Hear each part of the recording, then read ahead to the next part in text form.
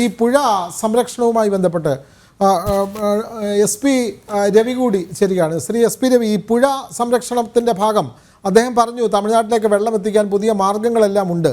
നമ്മൾ കേരളത്തിൽ തന്നെ പരീക്ഷിച്ചതാണ് വെള്ളമില്ലാത്ത പുഴകളിലേക്ക് മറ്റ് പുഴകളിൽ നിന്നും വെള്ളം എത്തിക്കുന്ന സംവിധാനമൊക്കെ. അപ്പോൾ തമിഴ്നാട്ടിലേക്ക് വെള്ളം എത്തിക്കാൻ ഇപ്പോൾ ഇടുക്കി ഡാം പൂർണ്ണമായി അത് സജ്ജമാക്കിക്കൊണ്ട് അവിടെ നിന്നും പുതിയ ടണൽ തമിഴ്നാട്ടിലേക്ക് നിർമ്മിച്ചുകൊണ്ട് അവർക്ക് വെള്ളം എത്തിക്കാൻ കഴിയും. പക്ഷേ ഈ ഒരു നിർദ്ദേശം അല്ലെങ്കിൽ ഇത്തരത്തിലുള്ള ഒരു ഫോർമുല കേരളവും തമിഴ്നാടും ചേർന്ന് രൂപപ്പെടുത്തിയാൽ ഈ പ്രശ്നം അവസാനിപ്പിക്കാൻ ഒരു പരിധി വരെ കഴിയില്ലേ ശ്രീ SP രവി?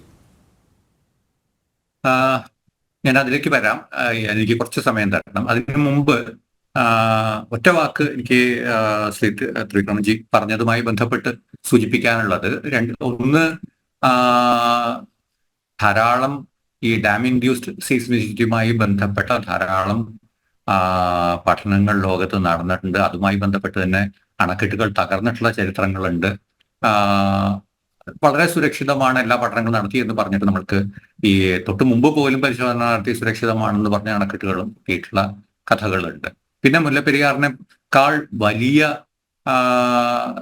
ഇതിനേക്കാൾ പഴക്കമുള്ള അണക്കെട്ടുകൾ ഉണ്ട് എന്നുണ്ടെങ്കിൽ അത് ഏതാണെന്ന് ചൂണ്ടിക്കാണിച്ചു തന്നു കഴിഞ്ഞാൽ അത് എന്നെപ്പോലെ ഇത് പഠിക്കാൻ ആഗ്രഹിക്കുന്ന ആൾക്കാർക്ക് നല്ലതാണ്. കാര്യം ഇന്ന് വിവരസാങ്കേതിക വിദ്യയുടെ ലോകമാണ്. പക്ഷെ സെർച്ച് ചെയ്യുമ്പോഴൊന്നും അത്തരത്തിൽ കണ്ടു കിട്ടാറില്ല. അതുകൊണ്ട് അദ്ദേഹത്തിന് അറിയാമെങ്കിൽ അത് പറഞ്ഞു തരണം എന്നൊരു അപേക്ഷയുണ്ട്. ഇനി വിഷയത്തിലേക്ക് വരാം.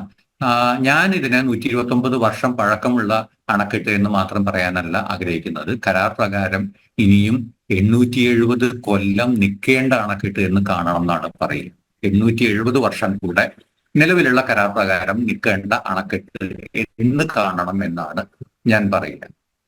നേരത്തെ ഞാൻ സൂചിപ്പിച്ചതുപോലെ വലിയ ഈ മഴ എന്ന് പറയുന്നത് ഇപ്പം ഒരു സാധ്യത എന്നുള്ളതിനപ്പുറം അതൊരു ഹൈ പ്രോബബിലിറ്റി ആയിട്ട് മാറിക്കഴിഞ്ഞു. അങ്ങനെ വന്നു കഴിഞ്ഞാൽ ഡാം ഓവർ ടോപ്പിംഗ് സംഭവിച്ചു കഴിഞ്ഞാൽ, അതായത് അണക്കെട്ട് കവിഞ്ഞു വെള്ളം പോകുന്ന സാധ്യത വന്നു കഴിഞ്ഞാൽ അണക്കെട്ട് തകരാനുള്ള പോസിബിലിറ്റി വളരെ വളരെ കൂടുതലാണ്. അത് നമ്മൾ മറക്കാൻ പാടില്ല.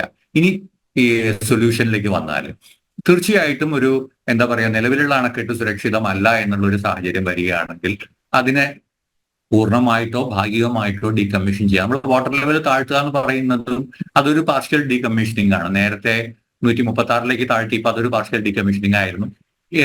ഇത് 136 അല്ല. ഡോക്ടർ CM ജോയ് സൂചിപ്പിച്ചതുപോലെ അതിനേക്കാൾ താഴ്ത്തി സ്റ്റെപ്പ് ബൈ സ്റ്റെപ്പ് ആയിട്ടായിരിക്കും ചെയ്യാൻ കഴിയും. ഒറ്റയടിക്ക് താഴ്ത്തുക എന്ന് പറയുന്നത് ചിലപ്പോൾ പ്രായോഗികമാവില്ല. നമ്മൾ ആദ്യം 130 കൊണ്ടുവരേണ്ടി വരും, പിന്നെ 120 കൊണ്ടുവരേണ്ടി വരും. എന്നിട്ട് എത്ര വരെ താഴെ പോവാം അത് വിശദമായിട്ടുള്ള പഠനങ്ങളുടെ അടിസ്ഥാനത്തിൽ ചെയ്യേണ്ട കാര്യമാണ്.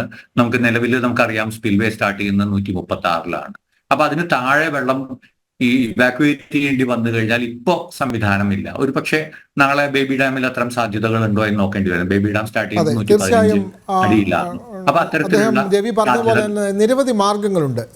ഇത് പരിഹരിക്കാൻ നിരവധി മാർഗങ്ങളുണ്ട്.